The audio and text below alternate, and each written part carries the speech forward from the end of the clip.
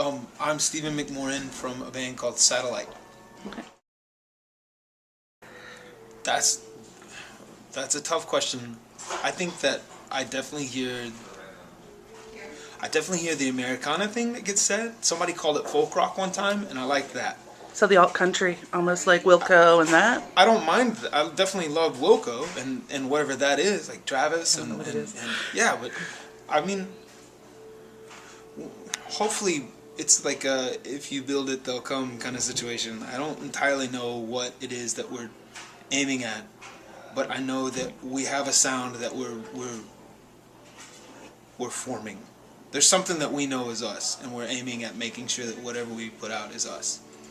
And that tends to sound, on this record, it's sounding a lot like a British Americana. Somebody said, what was it? Springsteen meets the UK, and that I loved. I feel like there's a vacuum in music right now that's left over from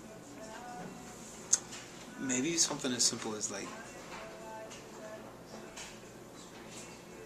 the dance hop, right? The hip hop mixed with dance music thing that happened over maybe the last 5 years. That's good. That has a place, but there's also this vacuum of another type of depth. I don't know. I think that you can't be in that frame of mind all the time, and there's stuff like coming in I don't think Mumford would exist like they do now without that vacuum, because they're bringing up something that strikes a chord in people lyrically. I think lyrics are on the way back, Which is good. yeah, I think so. I mean, my heroes are lyric driven, you know. So I hope we fit somewhere where we can be known for something like a depth of lyric, a depth of topic, or a depth of maybe character. I don't know. I don't feel like we're trying to write out what we should be and then aim at that. I feel like we're trying to stumble upon who we are as we develop, and maybe most bands don't get to develop now. In the label system, that like eats them up, and grabs up as much, and then forces them to make a record as fast as they can. And I think that's why a lot of bands now today aren't even going with the labels. They're putting things out on their own, and they're finding out that they can survive as an artist. You can. I mean, yeah, you're not going to be selling out a stadium, but you can survive on what you're making and not have to have another job. And labels, I feel like labels are gearing their what they acquire. They're going after bands that already have it all laid out and all the work done for them, and then they'll just expand upon that platform that's already made. But yeah, with the internet, you can have an audience. You have access to people right there on your keyboard. I don't know. I could pontificate all day. I'm sorry. I probably sound a little disjointed. I do have my own opinions about what we're doing and why we're doing it. And I know that I believe in what we're doing enough to risk a lot. Like, a lot is on the line right now for this has to go well, right? But at the end of the day, if it does nothing, I still have something I'm so proud of I want to show my grandkids someday, you know? So, okay. That makes sense. Yeah, I'm happy with that.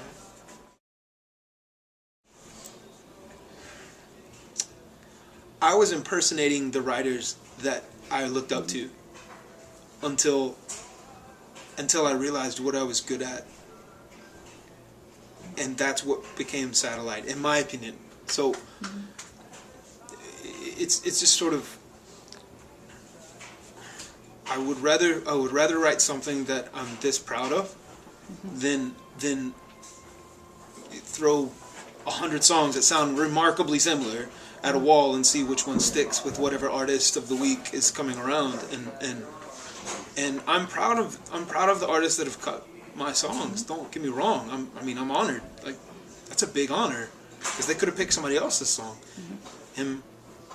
But at the same time, I wanted to define who I was as a writer, and that meant kind of jumping down this rabbit hole that's turned into a band called Satellite, you know?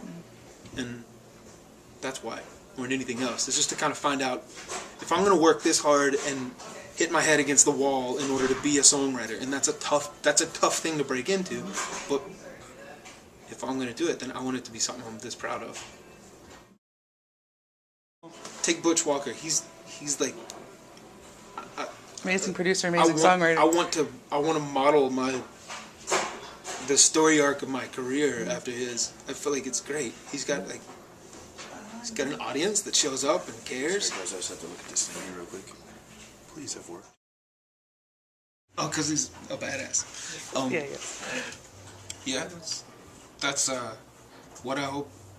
I mean, as Satellite potentially defines what I do as a writer, I hope that it attracts the kind of writing sessions I want to have with the type of artists that would naturally be inclined to gravitate what I do into what they do. Make sense? I feel like that's what Butch has done. He said, here's what I do, and then people said, I know exactly what he does and I want that on my record. And now he's Butch Walker.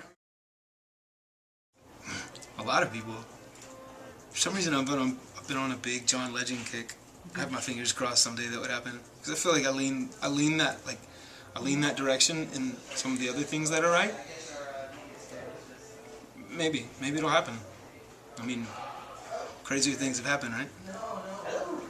One day, I mean, I feel like there's a day coming where people take notice, and then they happen to hear something else that I wrote that surprises them, and then there's a versatility in me that I know about, that like certain people around me know about, and we'll see. But yeah, that would be the most like thing that I see people react to. I think I would nail that. Which one? That's for you to decide.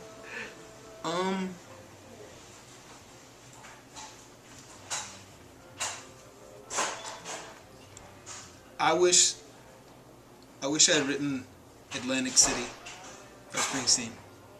Because that one line where like, okay, everything dies and that's a fact, but maybe one day everything that dies comes, you know, I forget exactly how it goes, but I love the idea that we only live once and we don't really know what's happening and terrible things are going on all around us. Let's just put your makeup on, fix your hair up pretty, and meet me. I love that. I love that line. It's kind of a reminder. Yeah, that's my choice. Yeah, that's a doozy. 3 songs. I get 3 Easier songs for you to talk about yourself. Yeah. 3 songs for the soundtrack of my life. Mm-hmm.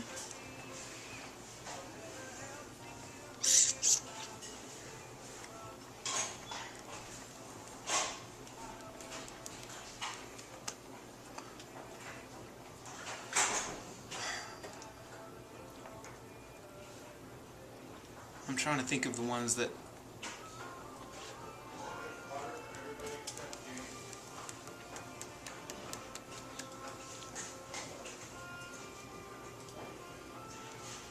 Okay.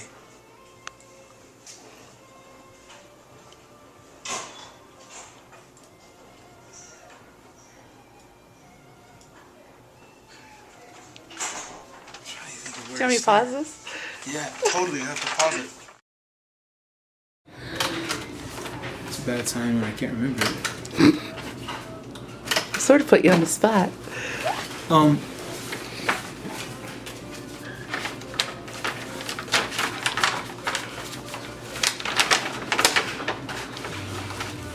think this is the one hook.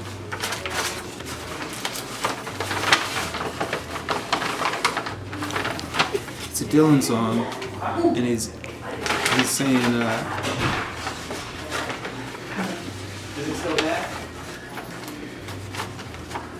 you just kind of wasted my precious time, is what he says right in the hook of it. Okay.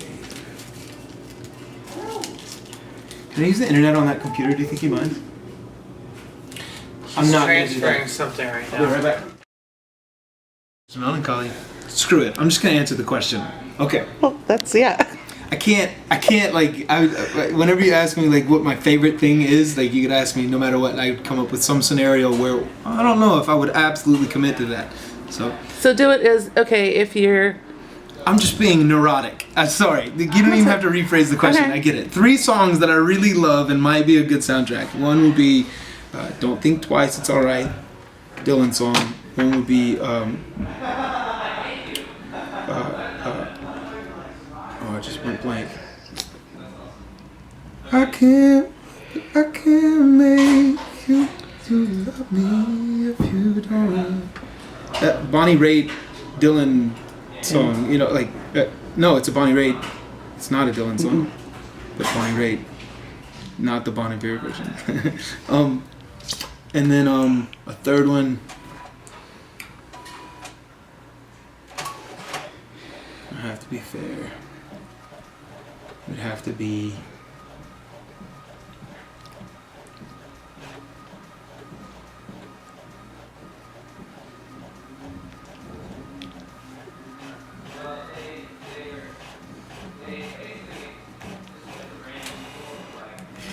Pause. I have to think of the name of it.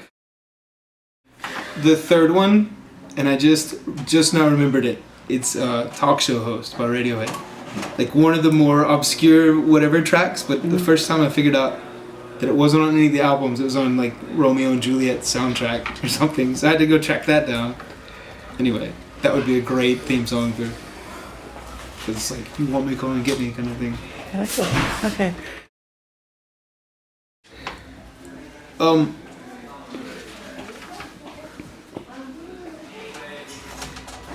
Thoughtful, genuine,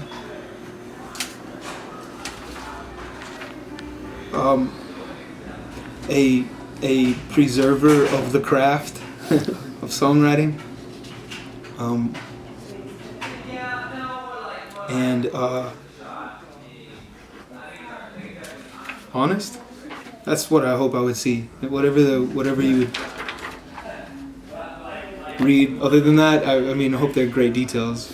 Sold out arenas and stuff. Who knows?